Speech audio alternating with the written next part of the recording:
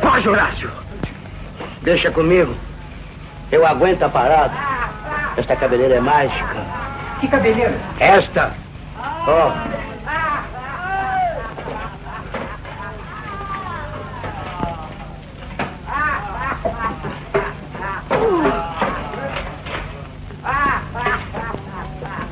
Olá, bem-vindos ao Cinemarden. E esta semana eu vou falar um pouco sobre a Atlântida Cinematográfica, que foi durante muito tempo a mais bem-sucedida produtora de filmes do Brasil. Ela surgiu no Rio de Janeiro em 1941, mas o auge da produção da Atlântida, o período assim mais produtivo em todos os aspectos, tanto criativo como financeiro, foi ao longo da década de 50. E temos três nomes que se destacam na produção, na direção de filmes nessa época. O J.B. Tanco, o Odson Macedo e Carlos Manga, que faleceu recentemente. A história do Manga é até muito interessante. Ele era bancário, mas tinha uma grande paixão pelo cinema. E no finalzinho dos anos 40 para o início dos anos 50, ele procura o pessoal da Atlântida e começa a trabalhar lá fazendo serviços de assistência, de contra-regra, vários trabalhos, até passar a dirigir filmes também.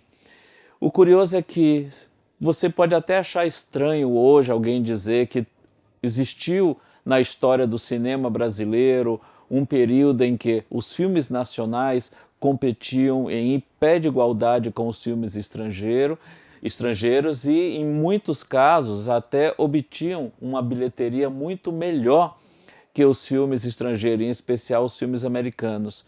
Isso aconteceu ao longo da década de 50, justamente com os filmes da Atlântida. É até bom contextualizar melhor esse período. Na mesma época, havia uma outra grande casa produtora, a Vera Cruz, que ficava em São Paulo. E era bem nítida a diferença de estilo entre essas duas casas de produção. A Atlântida trabalhava basicamente com comédias, inspiradas nos musicais americanos, só que inserindo coisas do nosso carnaval, aquele humor típico carioca da época. As produções da Vera Cruz eram mais requintadas, eles exploravam mais dramas, romances. As duas casas lideravam, disputavam o público brasileiro da época, mas como o brasileiro sempre teve uma predileção maior pelas comédias, a Atlântida se saía melhor. E a fórmula desenvolvida pela Atlântida, na qual o Carlos Manga tem um papel fundamental, tirava sarros, fazia paródias engraçadíssimas de grandes sucessos americanos daquela época. Basta ver pelos títulos: Nem Sansão, nem Dalila, Matar ou Correr, brincando com matar ou morrer, Romeu e Julieta, em que mostrava o Oscarito, que era o grande astro da época, como Romeu, e a Julieta, vivida pelo grande Otelo. Só pelo elenco já dá para ver que a coisa não é para ser levada a sério, mas eram filmes que tinham um grande apelo popular, que lotavam as salas, eram filas e filas de pessoas que não perdiam uma atração, estrelada por Grande Otelo, por Oscarito, por Zé Trindade, Zezé Macedo, eram os grandes astros da época, assim como José Lilgoy era o grande vilão da época.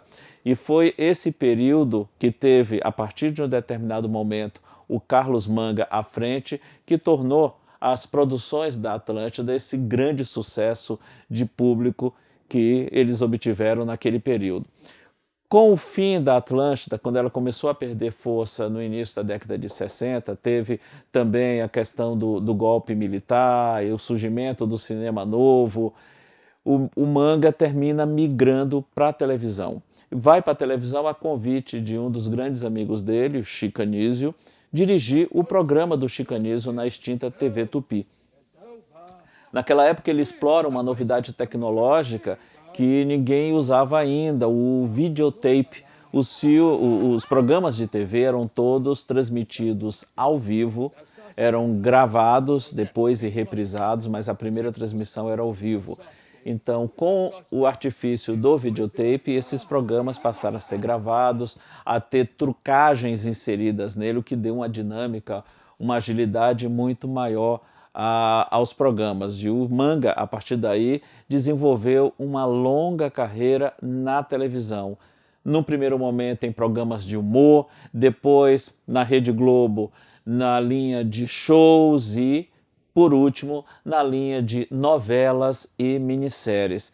Ele teve, ao longo desse período posterior à Atlântida, uma grande importância justamente na formatação do que a gente conhece hoje como narrativa televisiva global. Muito do estilo de contar história, de alguns recursos criativos para narração dessas histórias que você habituou a ver nos programas, nos especiais e nas novelas da Globo. Tudo veio desse envolvimento do Carlos Manga, que foi não só um dos nomes mais importantes do cinema brasileiro, em especial nesse período da década de 1950, quando esteve junto com a equipe da Atlântida Cinematográfica, mas também teve um papel muito importante no desenvolvimento da televisão no Brasil, seja, como eu já disse, à frente de novelas, em especial das muitas minisséries que ele produziu e ou dirigiu. Carlos Manga nos deixou, mas o seu legado ficou e é um dos mais frutíferos, mais importantes, mais interessantes da história recente do audiovisual brasileiro. Até o próximo Cinemarden. As perseguições, as correrias, as brigas foram um dos aspectos mais importantes na formação de um período no qual o cinema brasileiro teve o seu melhor diálogo com o público. O período das chanchadas.